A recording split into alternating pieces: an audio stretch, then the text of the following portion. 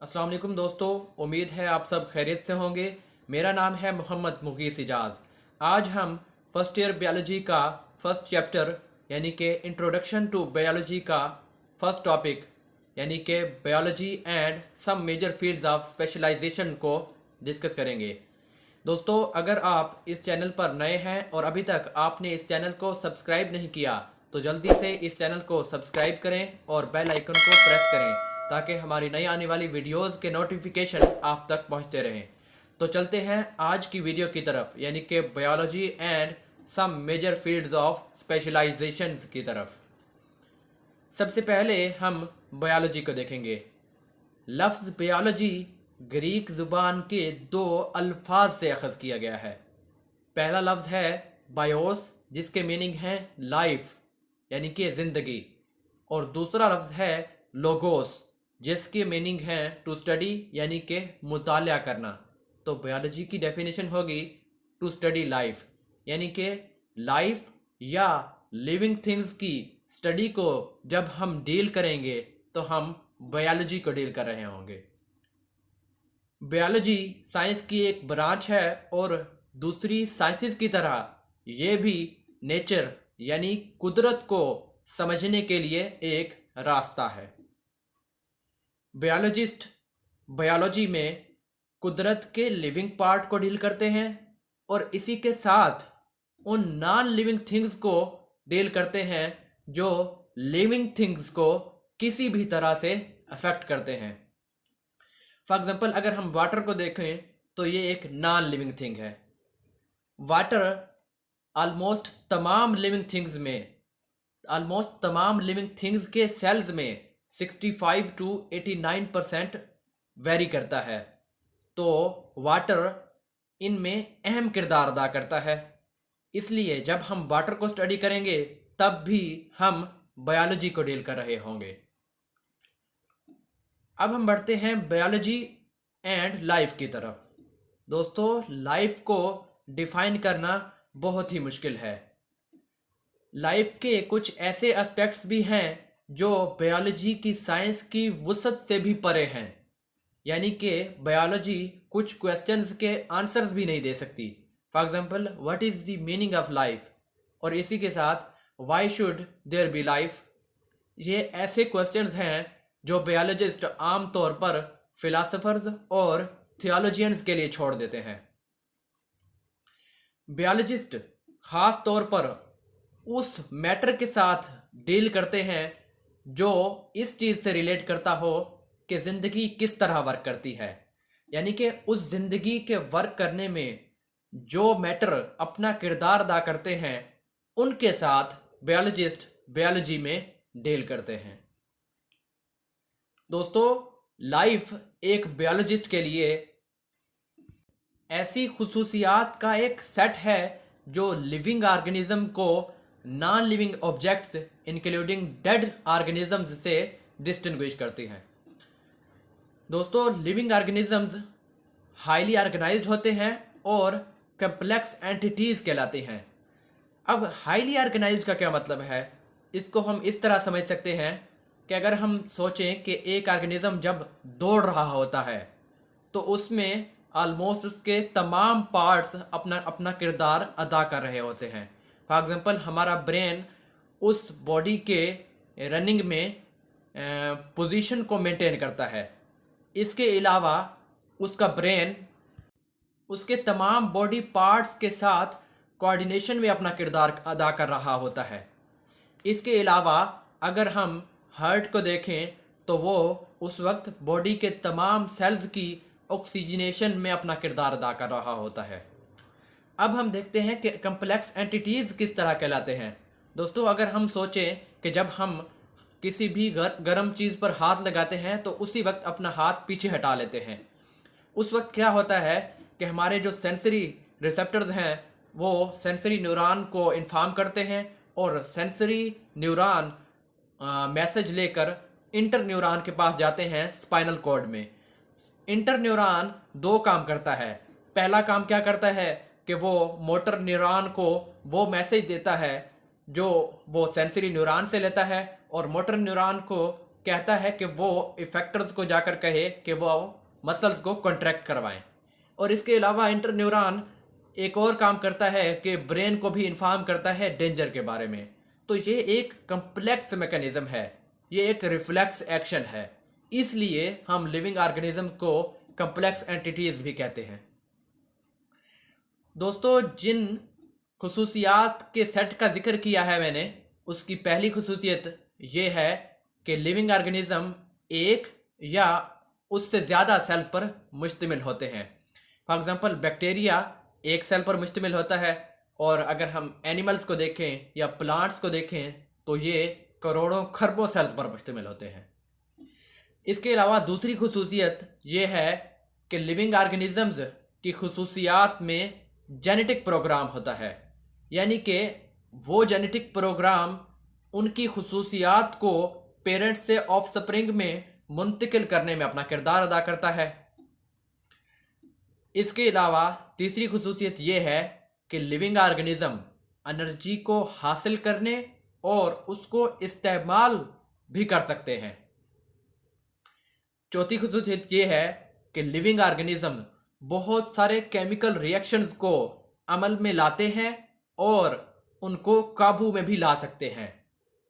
पांचवी खुसूसियत ये है कि लिविंग ऑर्गेनिज्म जसामत में बढ़ते हैं, यानी कि साइज में ग्रो करते हैं। और छठी खुसूसियत ये है कि लिविंग ऑर्गेनिज्म अपने अंदरूनी इन्वायरमेंट को कांस्टेंट करने में मेंटेन करते हैं, यानी कि अगर हम देखें कि इंसानी जिस्म का जो अंदरूनी टेम्परेचर है वो 37 डिग्री सेंटीग्रेड नॉर्मल है, ऑप्टिमम है। जब ये टेम्परेचर बढ़ेगा या कम होगा तो हमारा बॉडी क्या करता है कि इस टेम्परेचर को मेंटेन करने की कोशिश करता है। सातवीं खुसूसियत ये है कि लिविंग ऑर्गेनिज्म अपने ऑफस्प्रिंग प्रोड्यूस करते हैं और वो ऑफस्प्रिंग उनसे मुशाबिहत रखते हैं। वो मुशाबिहत उनकी खुसूसियात में भी रख सकते हैं और उनके शेप में भी। इसके अलावा आखिरी खुसूसियत ये है कि लिविंग ऑर्गेनिज्म माहौल में होने वाली तब्दीलियों को भी रिस्पॉन्ड करते हैं। दोस्तों, ये तमाम खुसूसियात जिस ऑब्जेक्ट में भी होंगी उसे हम लिविंग थिंग डिक्लेयर करेंगे और उसे हम बायोलॉजिकल स्टडीज़ के लिए एक सब्जेक्ट के तौर पर जानेंगे, एक ऑब्जेक्ट के तौर पर जानेंगे। दोस्तों, बायोलॉजी की साइंस को हमने बहुत सारी ब्रांचेस में और फील्ड्स में डिवाइड किया है ताकि हम इसे आसानी से समझ सकें और इसका मुतालिया कर सकें। तो मेजर फील्ड्स ऑफ बायोलॉजी की तरफ बढ़ते हैं। सबसे पहले है इकोलॉजी, फिर है embryology, physiology, palaeontology, histology, evolution, genetics, zoogeography, molecular biology, microbiology, marine biology, biotechnology, fresh water biology, parasitology, human biology, social biology, external morphology, environmental biology और लास्ट में है इंटरनल मॉर्फोलॉजी यानी कि अनाटमी। इन सभी fields को आज हम इस वीडियो में डिस्कस करेंगे। सबसे पहले है मॉलिक्यूलर बायोलॉजी। दोस्तों, मॉलिक्यूलर बायोलॉजी की ऐसी ब्रांच है जिसमें हम ऑर्गेनिजम्स के स्ट्रक्चर के साथ डील करते हैं, उनके सेल्स के साथ डील करते हैं और उनकी ऑर्गेनेलीज के साथ डील करते हैं, और वो भी किस पर? मॉलिक्यूलर लेवल पर। अब स्ट्रक्चर ऑफ ऑर्गेनिजम्स के को किस तरह हम जानेंगे? फॉर एग्जांपल बोन्स और मसल्स को देख लें तो ये प्रोटीन्स पर मुश्तमिल होते हैं। प्रोटीन क्या है? मॉलिक्यूल है। तो जब हम बोन्स और मसल्स को स्टडी करेंगे मॉलिक्यूल की बुनियाद पर, यानी कि मॉलिक्यूलर लेवल पर, तो तब हम मॉलिक्यूलर बायोलॉजी के साथ डील कर रहे होंगे। इसी तरह अगर हम सेल्स को देखें तो उनकी जो सेल वॉल होती है वो कार्बोहाइड्रेट्स पर मुश्तमिल होती है, यानी कि अगर हम देखें प्लांट सेल्स की जो सेल वॉल होती है वो सेलुलोज पर मुश्तमिल होती है। तो सेलुलोज क्या है? एक मॉलिक्यूल है। जब हम उस सवाल को डिस्कस करेंगे मॉलिक्यूलर लेवल पर, तब हम मॉलिक्यूलर बायोलॉजी को डील कर रहे होंगे। इसी तरह अगर हम ऑर्गेनेलीज को देखें, फॉर एग्जांपल माइटोकॉन्ड्रिया, उसकी आउटर और इनर मेम्ब्रेन फॉस्फोलिपिड बाइलेयर और प्रोटीन पर मुश्तमिल होती है। तो जब हम इनको मॉलिक्यूल की बुनियाद पर यानी कि मॉलिक्यूलर लेवल पर स्टडी करेंगे, तब हम मॉलिक्यूलर बायोलॉजी के साथ डील कर रहे होंगे। अब हम बढ़ते हैं इन्वायरमेंटल बायोलॉजी की तरफ। दोस्तों, इन्वायरमेंटल बायोलॉजी में हम उस रिलेशनशिप को स्टडी करते हैं जो ऑर्गेनिज्म और इन्वायरमेंट के दरमियान मौजूद होता है। यानी कि इसमें हम ऑर्गेनिज्म और इनऑर्गेनिक और ऑर्गेनिक इन्वायरमेंट के दरमियान इंटरेक्शन को स्टडी करते हैं। इसके अलावा इन्वायरमेंटल बायोलॉजी ख़ास तौर पर ह्यूमन एक्टिविटीज़ से रिलेट करती है। यानी कि ह्यूमन एक्टिविटीज़ जो भी माहौल पर असर डाल रहे हैं, उसको जब हम स्टडी करेंगे, तब हम इन्वायरमेंटल बायोलॉजी को डील कर रहे होंगे। अब हम डिस्कस करते हैं माइक्रोबायोलॉजी को। माइक्रोबायोलॉजी में हम माइक्रो ऑर्गेनिजम्स की स्टडी करते हैं, और माइक्रो ऑर्गेनिजम्स में शामिल हैं बैक्टीरिया, वायरसेस, प्रोटोजोआ और माइक्रोस्कोपिक एल्गी और फंजाई। दोस्तों, माइक्रोस्कोपिक ऑर्गेनिजम्स कौन से हैं? माइक्रोस्कोपिक ऑर्गेनिजम्स ऐसे ऑर्गेनिजम्स होते हैं जो इंसानी आँख से ना देखे जा सकें और उन्हें सिर्फ माइक्रोस्कोप से ही देखा जा सके। उनकी एग्जांपल्स मैंने पहले ही बता दी हैं। अब हम बढ़ते हैं फ्रेश वाटर बायोलॉजी की तरफ। दोस्तों, फ्रेश वाटर बायोलॉजी की ऐसी ब्रांच है जिसमें हम फ्रेश वाटर बॉडीज़ में रहने वाले लिविंग ऑर्गेनिजम्स के साथ डील करते हैं। यानी कि फ्रेश वाटर बॉडीज़ कौन कौन सी? यानी कि रिवर्स, दरिया, लेक्स, झीलें, और इसके अलावा हम इन वाटर बॉडीज़ के फिज़िकल और केमिकल पैरामीटर्स के साथ भी डील करते हैं। अब फिज़िकल और केमिकल पैरामीटर्स कौन से हैं? तो इनमें है पीएच, फॉर एग्जांपल वाटर की पीएच, रिवर्स की और लेक्स की, और इसके अलावा किसी भी एलिमेंट की परसेंटेज, किसी भी कंपाउंड की परसेंटेज पानी में। तो तब हम जब इस चीज़ को डील करेंगे, हम फ्रेश वाटर बायोलॉजी को डील कर रहे होंगे। अब हम बढ़ते हैं मेराइन बायोलॉजी की तरफ। तो दोस्तों, मेराइन बायोलॉजी में हम समंदरों में मौजूद ज़िंदगी की मुतालिया को डील कर रहे होते हैं। इसमें भी हम फ्रेश वाटर बायोलॉजी की तरह मेराइन लाइफ के बारे में स्टडी करते हैं, और इसके साथ फिज़िकल और केमिकल कैरेक्टरिस्टिक्स को भी स्टडी करते हैं, जो कि मेराइन लाइफ के लिए फैक्टर्स के तौर पर अपना किरदार अदा कर रहे होते हैं। अब हम बढ़ते हैं सोशल बायोलॉजी की तरफ। दोस्तों, सोशल बायोलॉजी की ऐसी ब्रांच है जिसमें हम इंसानों की समाजी रवैये और इज्तमाई ज़िंदगी के बारे में डील करते हैं। अब हम बढ़ते हैं बायोटेक्नोलॉजी की तरफ। तो दोस्तों, बायोटेक्नोलॉजी में हम लिविंग ऑर्गेनिजम्स को और सिस्टम्स को और प्रोसेसेस को यूज़ करते हैं ताकि हम ऐसे प्रोडक्ट्स बना सकें जो इंसानियत की खिदमत में काम आ सकें। यानी कि बहुत सारे हार्मोन्स, यानी कि इंसुलिन को ही देख लें, पहले ये दूसरे जानवरों से हासिल की जाती थी, लेकिन अब ये लिविंग ऑर्गेनिज्म से बनाई जाती है। तो तब हम इससे हम मैनकाइंड को फ़ायदा पहुंचा रहे हैं, उसकी खिदमत कर रहे हैं। ऐसा काम जब हम करेंगे तो हम बायोटेक्नोलॉजी को डील कर रहे होंगे। अब हम बढ़ते हैं पैरासाइटोलॉजी की तरफ। दोस्तों, पैरासाइटोलॉजी बायोलॉजी की ऐसी ब्रांच है जिसमें हम पैरासाइट्स को स्टडी करते हैं। इसमें हम पैरासाइट्स के स्ट्रक्चर, उनके मोड ऑफ ट्रांसमिशन, यानी कि किस तरह वो ट्रांसमिट होते हैं, उनकी लाइफ हिस्ट्रीज और होस्ट पैरासाइट रिलेशनशिप को स्टडी करते हैं पैरासाइटोलॉजी में। दोस्तों अब हम बढ़ते हैं ह्यूमन बायोलॉजी की तरफ। तो दोस्तों इसमें हम मैन की स्टडी करते हैं। अब मैन की स्टडी में क्या शामिल है?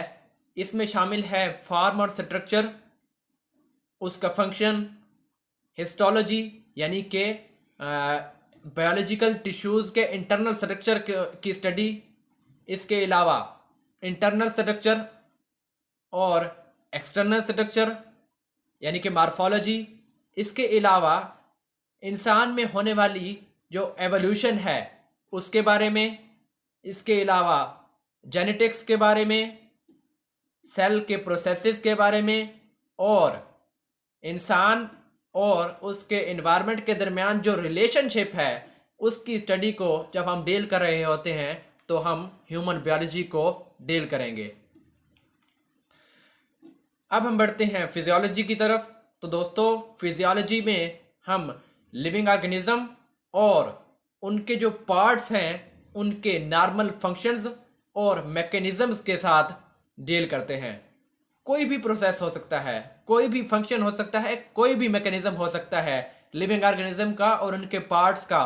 इनको जब हम डील करेंगे तो हम फिजियोलॉजी के साथ डील कर रहे होंगे। अब हम बढ़ते हैं एम्ब्रियोलॉजी की तरफ। एम्ब्रियोलॉजी में हम ऐसी ग्रोथ और डिफरेंशिएशन को स्टडी करते हैं जो कि एक ऑर्गेनिज्म अपनी नशोनुमा के दौरान यानी कि एक सिंगल फर्टिलाइज्ड एग से highly complex independent living being तक जो भी उसमें वाक़ होता है, जो भी ग्रोथ और डिफरेंशिएशन उसमें होती है, उसको जब हम स्टडी करते हैं, उसको जब हम डील करते हैं तो हम एम्ब्रियोलॉजी को डील कर रहे होते हैं। दोस्तों ग्रोथ और डिफरेंशिएशन में फ़र्क देख लें कि ग्रोथ उसके साइज़ में इंक्रीज़ होता है और डिफरेंशिएशन ये होता है कि जब सेल्स डिवाइड होते हैं तो कुछ सेल्स को एक ख़ास फंक्शन दे दिया जाता है, ख़ास फंक्शन सौंप दिया जाता है, तो इसको हम डिफरेंशिएशन कहते हैं। अब हम बढ़ते हैं मॉर्फोलॉजी की तरफ। दोस्तों मॉर्फोलॉजी बायोलॉजी की ऐसी ब्रांच है जिसमें हम ऑर्गेनिज्म और उसके पार्ट्स के स्ट्रक्चर के बारे में स्टडी करते हैं। इसकी दो सब डिविजन्स हैं, एक्सटर्नल मॉर्फोलॉजी और इंटरनल मॉर्फोलॉजी। एक्सटर्नल मॉर्फोलॉजी में हम ऑर्गेनिज्म और उसके पार्ट्स के एक्सटर्नल स्ट्रक्चर को डील करते हैं, और जबकि इंटरनल मॉर्फोलॉजी में हम ऑर्गेनिज्म और उसके पार्ट्स के इंटरनल स्ट्रक्चर को डील करते हैं। दोस्तों इंटरनल मॉर्फोलॉजी को हम एनाटॉमी भी कहते हैं। अब हम बढ़ते हैं जेनेटिक्स की तरफ। दोस्तों जेनेटिक्स बायोलॉजी की ऐसी ब्रांच है जिसमें हम जीन्स, जेनेटिक वेरिएशंस और हेरिडिटी या इनहेरिटेंस को स्टडी करते हैं।